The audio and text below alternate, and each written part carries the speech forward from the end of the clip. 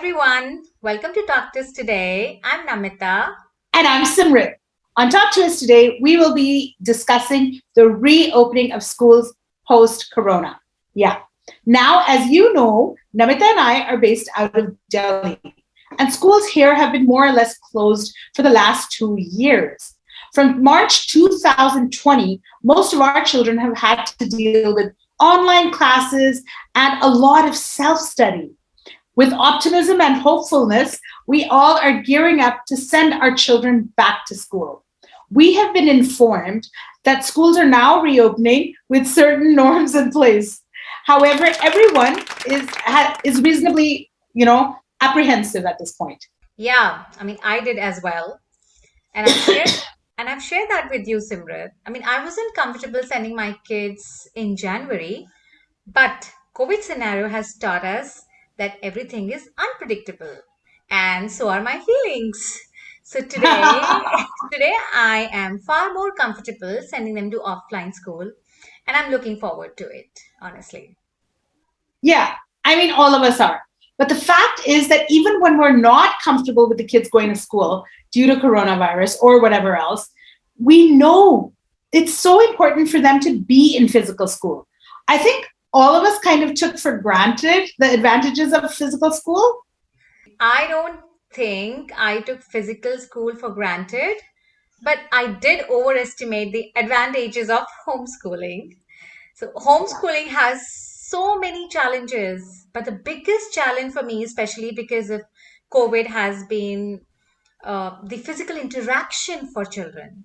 All across the world, everyone has suffered due to pandemic, but personally, I feel that elder generation and the under 12 have suffered the most. Yeah, They that's had, very true. yeah, they had least of interactions, and they also were the most isolated for the longest, and stereotypically were not as connected to their friends via technology before the pandemic. And they had to learn, of course, but it was very hard for them. Yeah, it was. And let's hope and pray that the worst is behind us, right? Now, as we are restarting schools, we will face some other challenges. In many cases around us, I've seen kids have become paranoid because of the pandemic. Many of my friends' kids are facing paranoia. But after all, for 2 years, we've been feeding these kids our own paranoia. News channels have been bombarding them with COVID information. And unfortunately, many of these children have seen the deadly side of the disease up close. It is bound to be confusing for their impressionable minds. In 2020, we adults were so wrapped up in our own apprehensions that we didn't even think about discussing it with our children at their level. Their world was falling apart in front of them as well. I consider myself to be very conscientious and conscious of my child's feelings. But about 6 months into the pandemic, I was putting my child to sleep. He had to wake up for online classes and whatever. And he was 9 at the time. And as I was putting him to bed, the lights were off, and I touched his face and it had tears. He was silently crying. I kind of put on the lights, I sat down, I'm like, what's going on? And he started crying. He wept about how scared he was. Would he ever meet his friends again? Were we all gonna die? Like, it was crazy. It was really depressing. We were struggling with all these questions. And here was a 9-year-old who was as confused as us, and nobody was even thinking about him at that point. We realized we calmed him down, we reassured him. And then my husband and me decided that, even though we were strictly isolating at this point, we're like, you know what, forget it. We don't have his cousins in the neighborhood who are the same age or anywhere around us. So we decided he has to meet his friends, whether in a bubble or whatever, however careful we could be. It was hard, but we slowly helped him get out of it. And we had to normalize his world. I honestly think my son was suffering from depression because he wasn't expressing his fear, but had been crying himself to sleep for a few weeks. Luckily, he doesn't even remember this stuff now. That's so nice. That way I was lucky because my parents live in the NCR, and I called over all the cousins here at my place. So at one point of time, I had 8 kids in my house during pandemic. Oh, wow. Yes. So that was the whole reason, that the kids should not feel sad, stressed, left out. You know, that kind of depression Right. shouldn't just be, seep inside. It was a tough time. No help, nothing. You have to take care of 8 kids and cook and get the things done. So Yeah, that's yeah, a but lot. it was That's a it lot. was it was worth it. You know, Absolutely. it is so important to be turned into how they're feeling. I mean, I remember you telling me this, that, about your son, and we started making these small changes in our homes. And now that they are starting their school and the things are slowly reopening everywhere, we need to remember the key is not to overwhelm them again.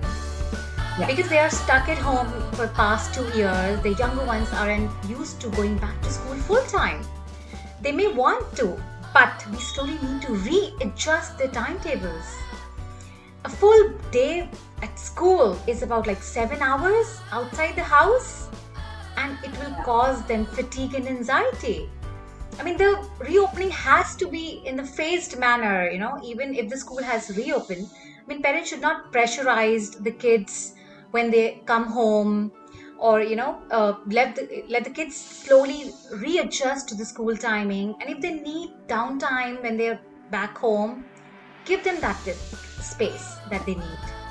And they have been used to being on their own, and all the social interaction can wear them down initially. Let them slowly get used to it again. And I mean, I'm sure in school also the teachers will need to conduct more physical peer-based activities so that they can relearn social Absolutely. interaction, right?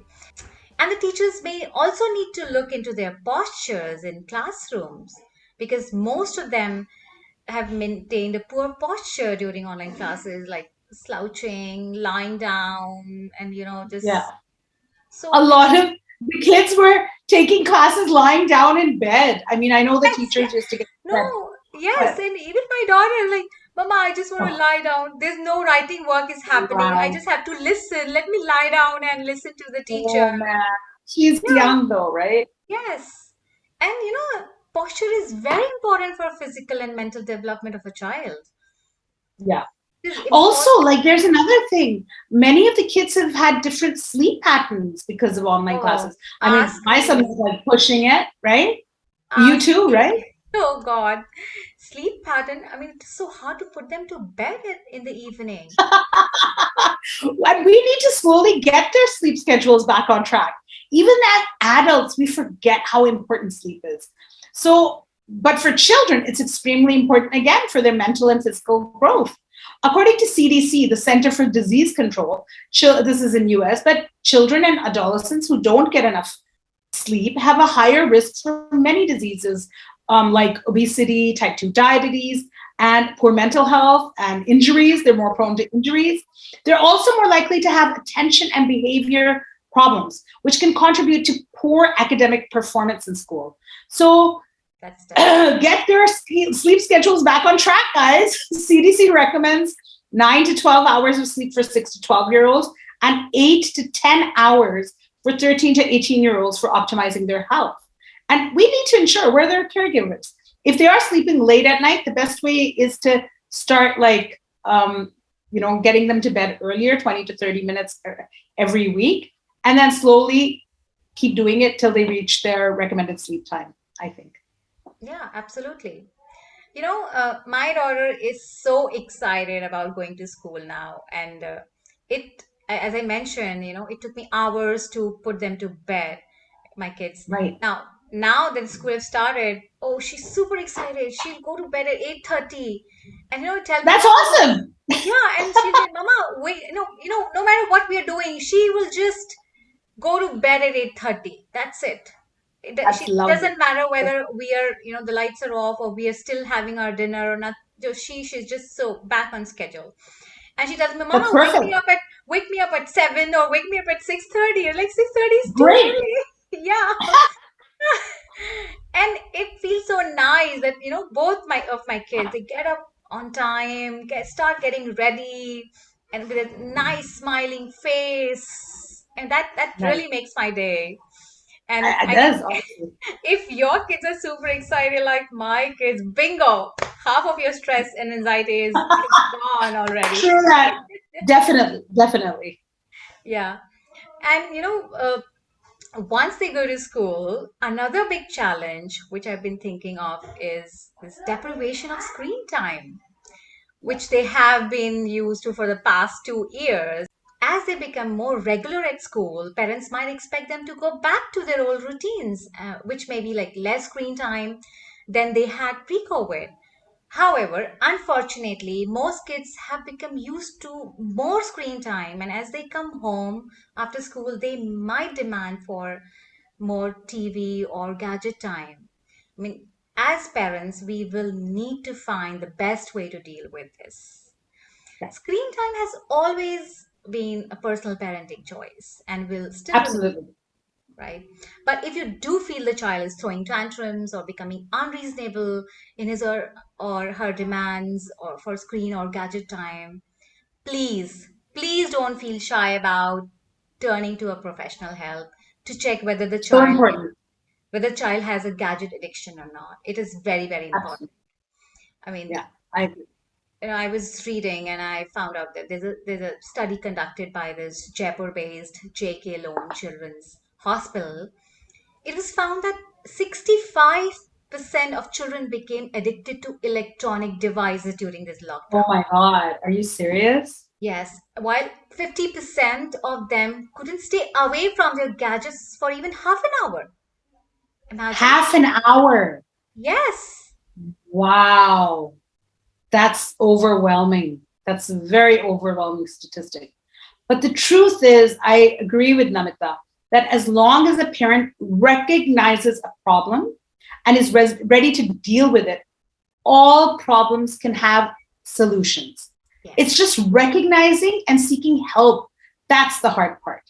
Yeah. Parents have watched with despair as the kids struggled with online teaching methods, familiarizing themselves with teachers, new teaching methods, new teachers, no connection to the class teachers. And then at some point or the other, we've all heard our kids saying, you know what? We give up, at least the older ones, we're not doing online classes. We don't want to do it now. But almost all are, I mean, at least all the kids I know have been able to deal with it. They've done well in online classes. They've been studying, they've been doing their own thing. And this is because children are resilient. They Yeah. learn whatever we tell them to learn. This is a great age. And as long as parents give them support, they will be able to handle all transitions. So, keeping that in mind, here's our takeaway for today: support your children. They need it. And be open minded to recognize if there's any problem or if they need a little extra help in something and give it to them. That's the best way to, because all of us want the best for our kids. Absolutely. And yes, this will not only help your children, but create lifelong communication in your relationship with them as well. Absolutely. Yeah. So that's all on Talktous today. But we look forward to hearing from you all. If there's anything that you guys see that you like about our show, do let us know in the comment section or email us at hello@talktoustoday.com and let your friends know where to find us. Don't forget to hit the subscribe button, guys. We need that. We Yes. see you guys watching out there, and thank you for that. Subscribe for sure. And this is one of our first parenting ones, so tell us what you think. Yes. Yeah. And do hit the bell icon to stay notified of our new videos every Friday at 6 p.m. Thanks for Yes. joining us on Talk to Us today. Remember to talk to us today. Yeah. Keep smiling. Keep shining.